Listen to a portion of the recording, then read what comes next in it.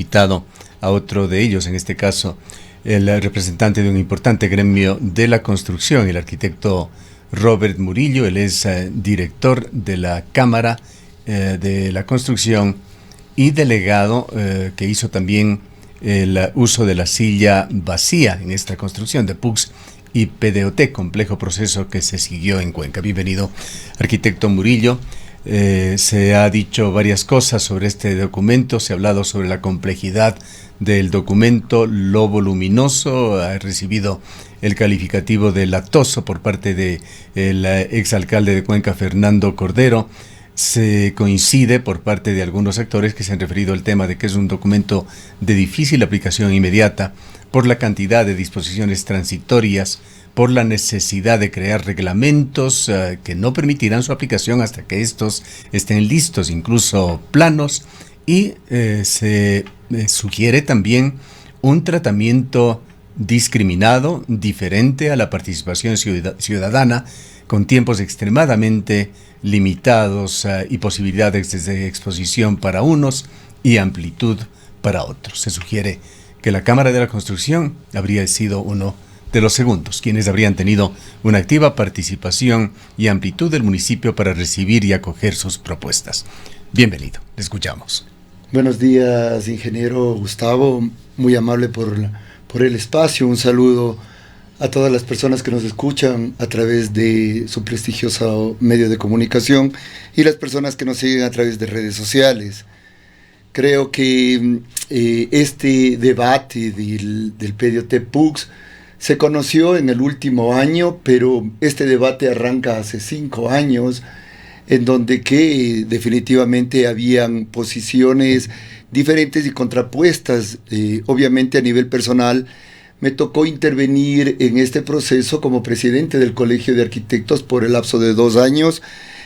Antes de ello, como representante de la Comisión de Urbanismo en el Consejo Cantonal y en la última etapa como director de la Cámara de la Construcción. Este proceso creo que a través de nuestro derecho y obviamente una responsabilidad de la participación ciudadana, lo hemos ido tomando de diferentes maneras, muy contrapuestos a una posición municipal hace 2 años, muy contrapuestos por la visión que tenía este plan, una visión tremendamente urbana, sin tener una visualización de lo que sucede en la parte rural, en la que se llamaba área de influencia, y lo que netamente se llama el territorio rural, que prácticamente es el 97% del territorio cantonal. Esta visualización nos permitió generar un documento de 50 hojas, contrapuesto a lo que proponía la administración municipal en ese entonces. Obviamente después, con la participación precisamente como coordinador general del arquitecto Fernando Cordero, el Colegio de Arquitectos generó estas mesas técnicas en varios ámbitos, en varios ejes, temas urbanos de uso y ocupación del suelo, temas rurales de uso y ocupación del suelo, patrimonio y áreas históricas. Estos ejes fueron puestos por técnicos que manejaban muy bien cada uno de estos lineamientos generales que nosotros pusimos en el PDOT PUCS, equipamiento y vialidad, y obviamente lo que se identificaba como uno de los mayores aportantes a la economía del cantón, que es el sector industrial. En estos 5 grandes ejes logramos generar la participación de 150 personas, como lo manifestó el arquitecto Fernando Cordero. Obviamente, ahí se identificaron una cantidad de problemáticas que tenía el PDOT PUCS. Estas problemáticas se las transformaron también en un documento que se le hizo llegar a la municipalidad, y luego obviamente se hizo una presión gremial a través de varios sectores, el sector industrial, el sector de la Cámara de Comercio. Todos ellos eran participantes de estas mesas técnicas, pero obviamente estas mesas técnicas no iban a ser las que formulaban el plan.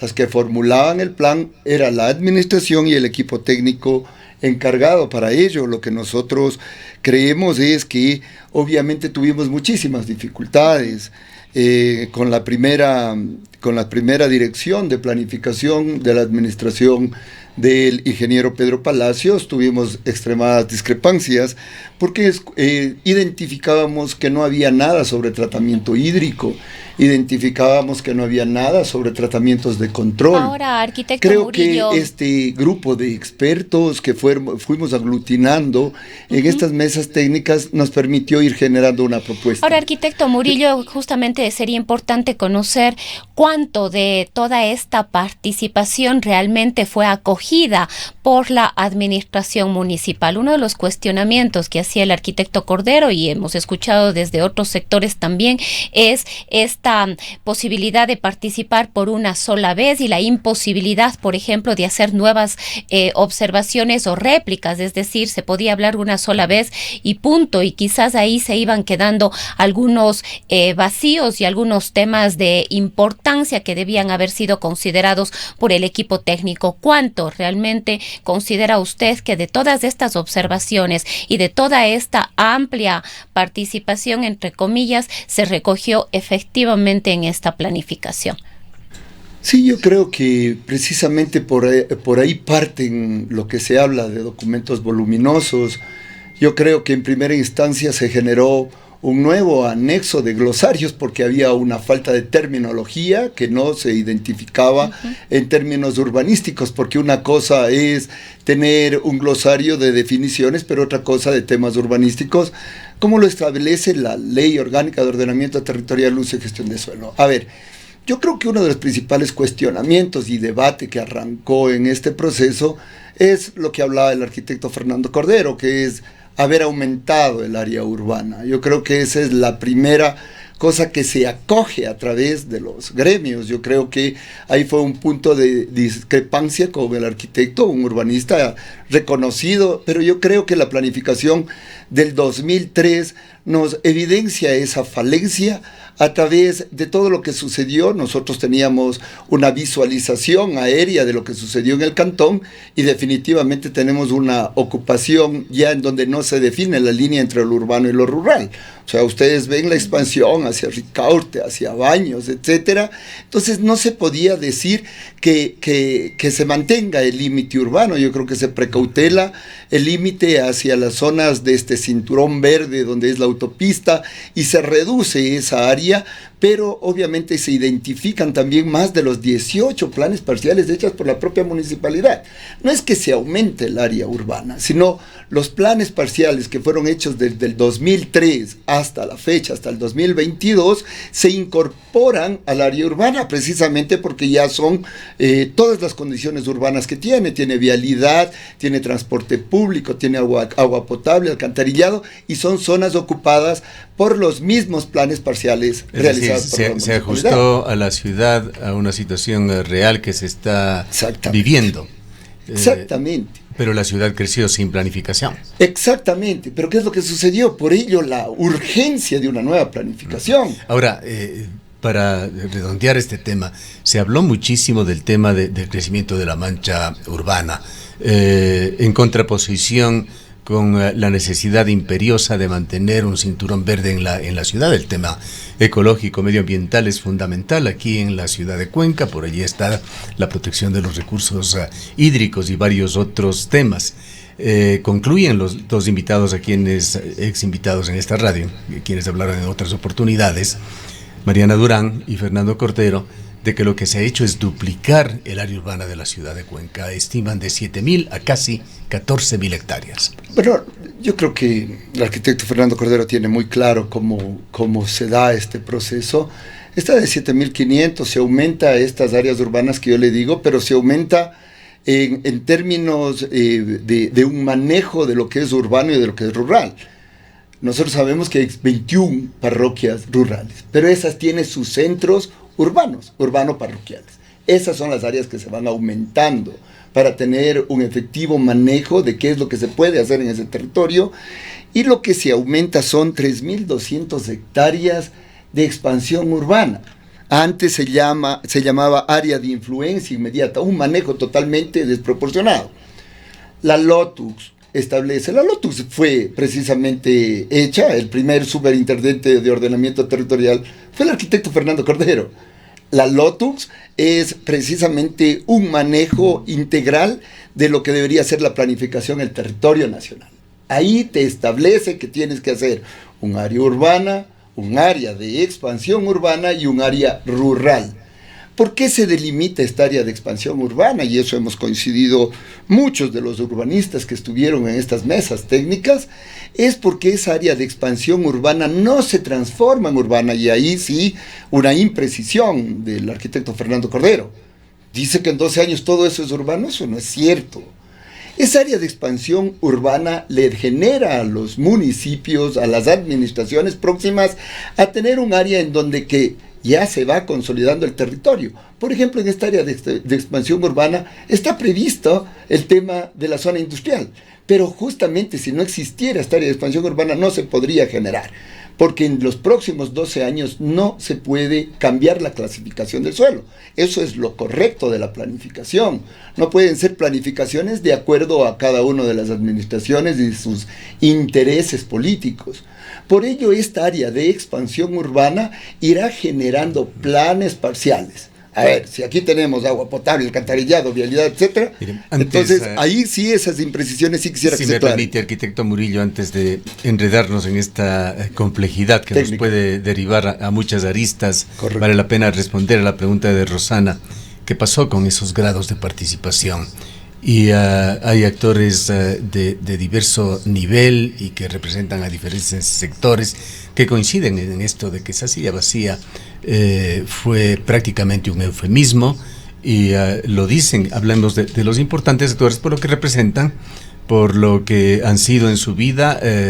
Fernando Cordero, un investigador de este tema, profesor de muchísimos años, relacionado con la academia, relacionado con la actividad profesional en este tema. Fernando Pauta, que tuvo una oficina conjuntamente con Fernando Cordero, pero que ha tenido una formación académica de muchísimos años y es hoy un experto en desarrollo territorial.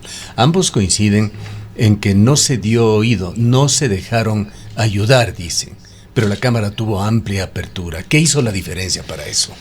A ver, nuestro principal cuestionamiento fue el mismo que se cuestionó en la silla vacía, las 2 intervenciones por capítulo. Tuvimos exactamente las mismas 2 participaciones por capítulos y eso nos perjudicó mucho ya en los temas específicos del uso y la ocupación del suelo, que era realmente nuestras mayores preocupaciones. Yo creo que, como inicié diciendo, la participación ciudadana es un derecho, pero también es una responsabilidad. Uh-huh.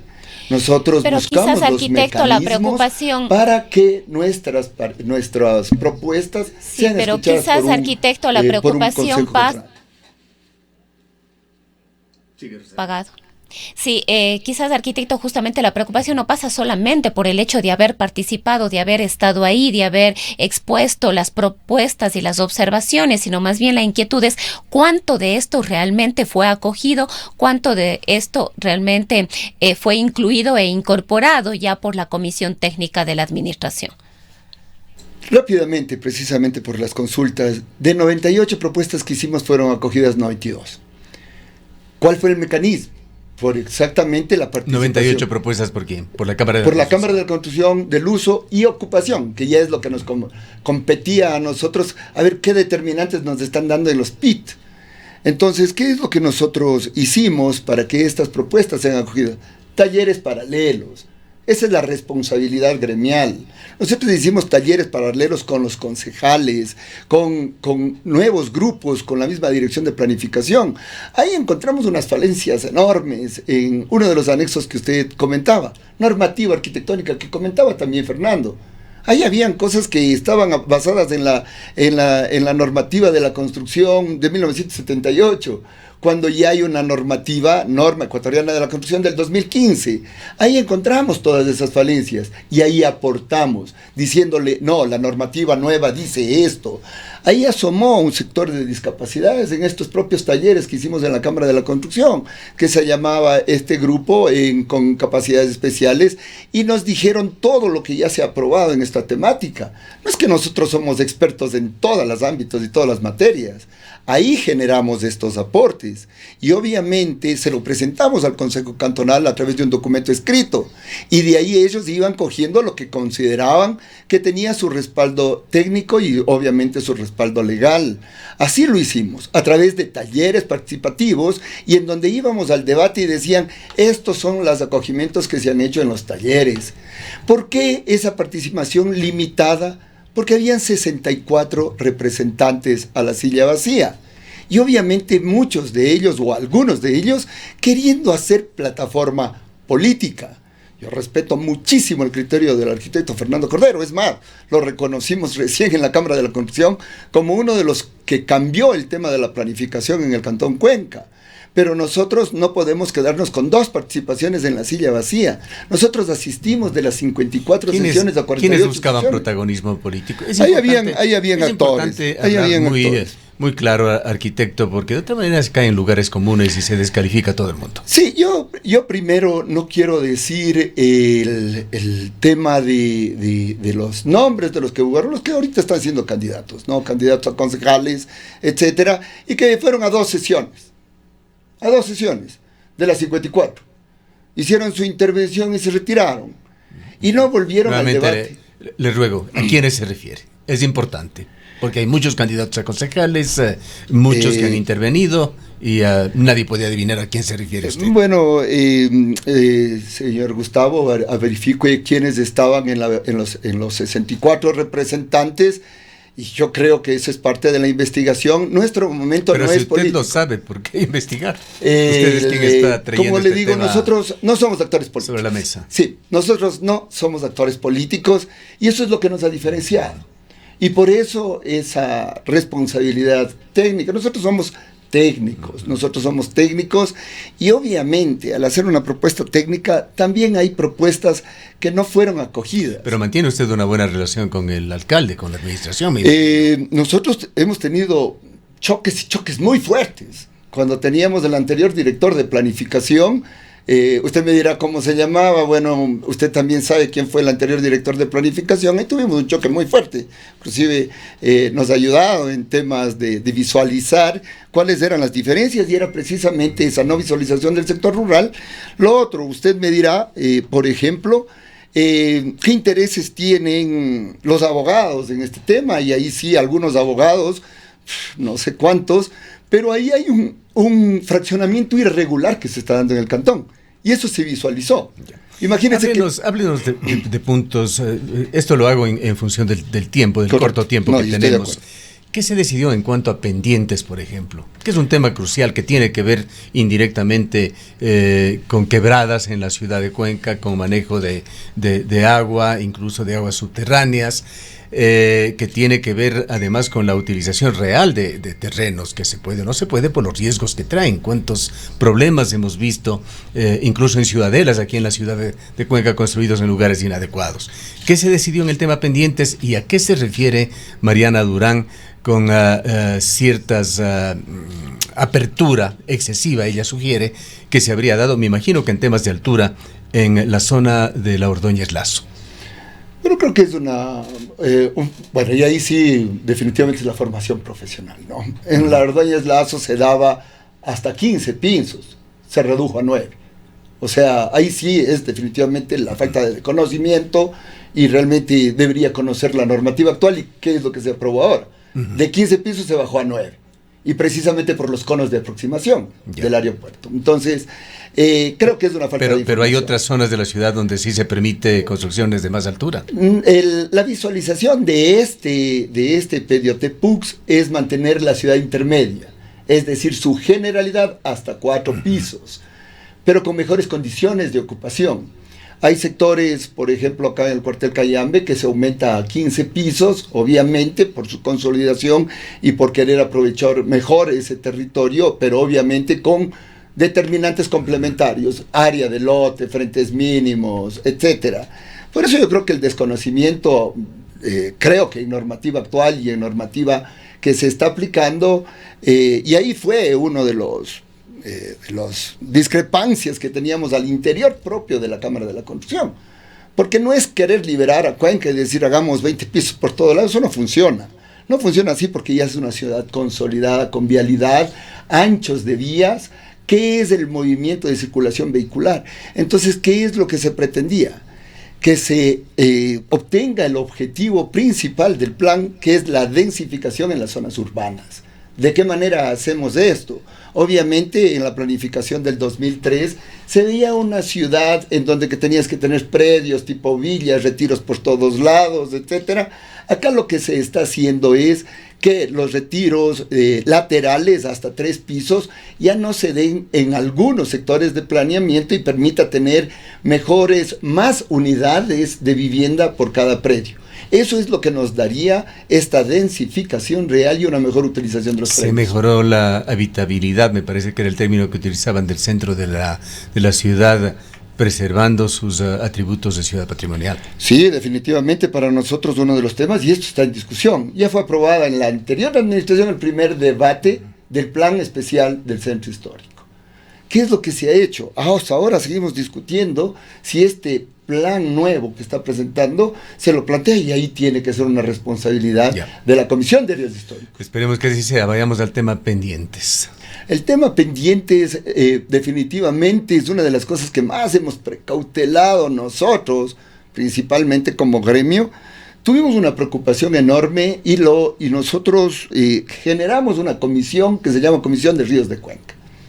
Esta Comisión de Ríos de Cuenca terminó convirtiéndose en un comité consultivo de los ríos de Cuenca, donde está la academia, TAPA, el Ministerio del Ambiente, los gremios profesionales del CAE, la Cámara de la Construcción. ¿Han funcionado dinámicamente? No ha funcionado, y lo voy a hacer muy frontal. En lo que realmente terminó funcionando es en generar en este documento normativo, en la 11ª, en donde que se obliga a través de este documento normativo, esto está en el PUCS, el gobierno autónomo descentralizado Municipalidad de Cuenca creará de forma inmediata la unidad de gestión del sistema hídrico y riesgos por cambio climático de conformidad con la ley, considerando como base los productos de las consultorías realizadas.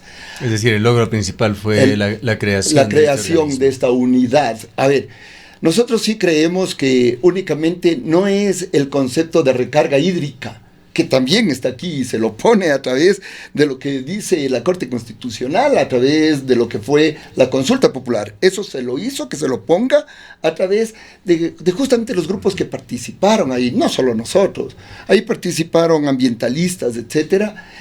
Yo creo que el tema de las pendientes, para no rehuir la consulta que usted nos dice, es en el tema urbano. Si es que existe terrenos en zonas en donde decía la pendiente superior al 30%, no se podrá construir, pero es una zona totalmente consolidada, y le voy a poner muchísimos ejemplos en las zonas urbanas, por poner el tema del río Yanuncay, en donde existe una pendiente superior al 30% y no se podía construir, pero no tiene problemas de riesgos, deslizamientos, y respeta todo lo que es los retiros hacia los ríos, hacia las quebradas. Ese es el que se aumenta, y te ponen obviamente los estudios correspondientes. En la zona rural no es eso, y ahí hay una otra desinformación. ¿Hasta qué pendientes se aceptan estos? En la zona rural es hasta el 30% mismo, como se ha manejado.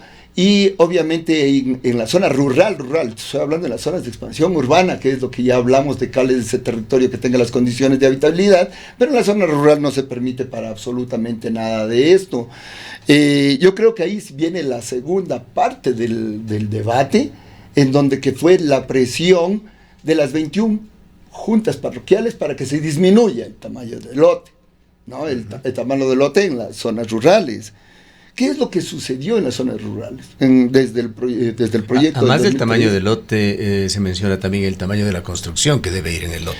A ver, antes no se permitía construcción en un lote. Decías un lote mínimo de 10.000 metros cuadrados, que ya casi no existe en el cantón, en las zonas rurales. Un lote de 10.000 metros cuadrados y no podías construir nada. Bueno, se hizo todo un seguimiento, y ahí esa fue la primera presión que le hicimos a la Dirección de Planificación. Que nos muestren un catastro de las zonas de expansión urbana y de la zona rural. Si ya no hay lotes de 10.000 metros cuadrados, la norma es inválida. O sea, te estás diciendo un lote de 10.000 metros cuadrados. Pero también ahí identificamos este fraccionamiento irregular generado a través de herramientas legales como es la prescripción adquisitiva, fraccionar lotes. Y también encontramos lotes de 5 metros por 1000. Entonces, ¿qué es lo que hicimos con el territorio rural en todos estos 20 años? Fraccionamos y generamos esta construcción irregular. Ahora, este PDOT-PUX prohíbe que se inscriban ese tipo de escrituras. Aquí está la orden, aquí en el documento normativo. Eso le ha molestado a muchos sectores que comenzaron a ser traficantes de tierra. Perdón el término, y ahí sí lo voy a decir, traficantes de tierra. Es decir, fraccionar fuera de la normativa municipal que precautela precisamente estos territorios de zonas productivas, zonas forestales, porque cuando tú fraccionas un suelo de estas características, lamentablemente, el usuario final, el que compra ese terreno, piensa que puede hacer ahí su casa. Ahora aquí se prohíbe inscribir ese tipo de territorios que no hayan pasado por una planificación municipal. Bien. Ahora, arquitecto, quizás en una pregunta adicional, ¿cuánto de esta planificación es aplicable a corto y mediano plazo? Esa era otra de las observaciones. Se decía que muchas de esta nueva herramienta va a requerir una nueva normativa que entenderíamos deberá irse ya trabajando con el nuevo Consejo Cantonal. Estamos próximos a elegir en febrero de 2023. Son 26 disposiciones transitorias. Sí. Está también por allí la necesidad, me parece que es una disposición tercera que dice en el plazo de un año, contado desde la entrada en vigencia de la presente ordenanza, la Dirección de Planificación y la de Avalúos y Catastros actualizará el plan de la ciudad de Cuenca, que previa a su publicación será puesto en conocimiento del Consejo Municipal en el plazo de un año, que ojalá se cumpla. A ver, esto ya está aplicándose. O sea, el rato que fue publicada en el registro oficial, esto ya está aplicándose. Precisamente ahí viene el cuestionamiento, un documento súper voluminoso, pero claro que tiene que ser voluminoso si están todos los polígonos de intervención territorial. Sí, eso está del cantón. Fuera de cuestión, lo dijo Fernando Cordero. Hemos yo creo chequeado y revisado con expertos en el tema y señalan que son documentos necesarios. Son documentos necesarios, precisamente si no, no sería aplicable. Sí, lo que sí hay excesos, por ejemplo, no es necesario que estén las rúbricas y las firmas allí. Se podía ahorrar unas decenas de hojas posiblemente. Exactamente, pero por ejemplo el tema de los polígonos de intervención territorial son extremadamente necesarios. Es decir, toda la delimitación urbana, de expansión urbana y rural, y qué es lo que se puede hacer en cada uno de esos territorios con sus usos y ocupación. Ya, pero 26 disposiciones transitorias. A ver, yo creo que esta es la cimentación, estos son los términos, el plan, desde nuestra perspectiva, desde el inicio, es la cimentación de la planificación, es la visión macro de la planificación, pero la primera vez, y ese era uno de los cuestionamientos hace 4 años, era que no habían los determinantes de ocupación y uso de suelo. Entonces, ¿para qué vas a aprobar un plan? Ahora ya hay los determinantes de ocupación. Se habló sobre este documento IPRUS, no sé si recuerda, en sustitución de la licencia urbanística. Pero este documento IPRUS es una visión digital que nosotros, eso sí, impulsamos y presionaremos. Porque este IPRUS es una actualización catastral.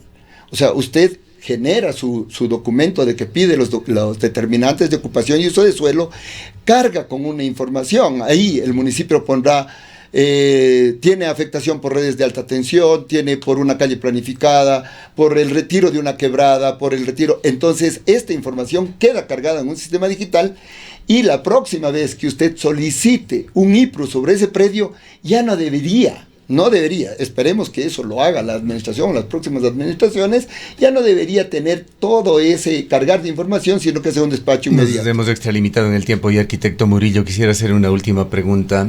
El sector industrial ha tenido también su preocupación aquí y es otro de los temas de debate. La industria no es siempre bien vista por las necesidades de efluentes que produce, por los requerimientos que se tiene, por también ese equilibrio medioambiental tan delicado el día de hoy. ¿En dónde se puede continuar haciendo industria en Cuenca?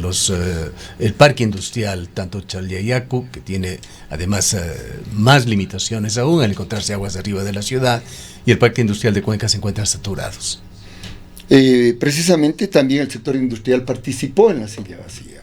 Yo creo que esto es una cuestión de dónde termina el derecho de un sector y dónde empieza el derecho colectivo. Sí, y lo más concreto, ¿en dónde se puede construir industria hoy? A ver, Existen los de aplicación inmediata, ¿no? Está en el nuevo cuartel Dávalo, se crea una zona industrial, en Nulti se identifican todos los sectores donde ya están las industrias, se amplía el polígono de Chayayacu y se pone... ¿Qué zona de Nulti?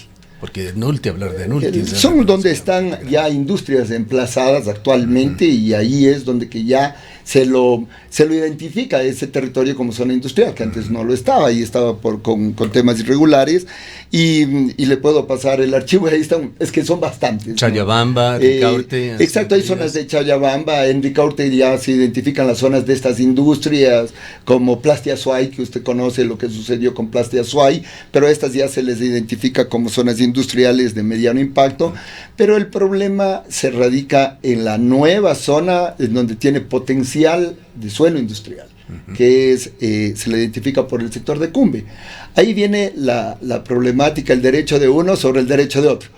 ¿Qué es lo que se obliga para que haya un nuevo suelo industrial? Tiene que haya una planes, normativa, pero claro, amplia, de estricta, medioambiental, de restricciones, contemporánea, como tiene contemporánea, como debe ser. O sea, no puedes decir, a ver, ¿qué es lo que decía? Ese fallido proyecto del Camal Municipal, por ejemplo, que se hicieron enormes inversiones municipales y nunca funcionó. Exactamente, y yo voy a pasar enseguida del tema industrial a algo antes de terminar. Claro que hemos cuestionado también cuestiones en este plan de ordenamiento territorial, y es la accesibilidad, es la vialidad. ¿Qué opciones estamos dando con la accesibilidad a nuestro cantón, principalmente a la ciudad de Cuenca? Entonces ahí tenemos el mismo cuestionamiento que hizo Fernando con el tema del acceso sur.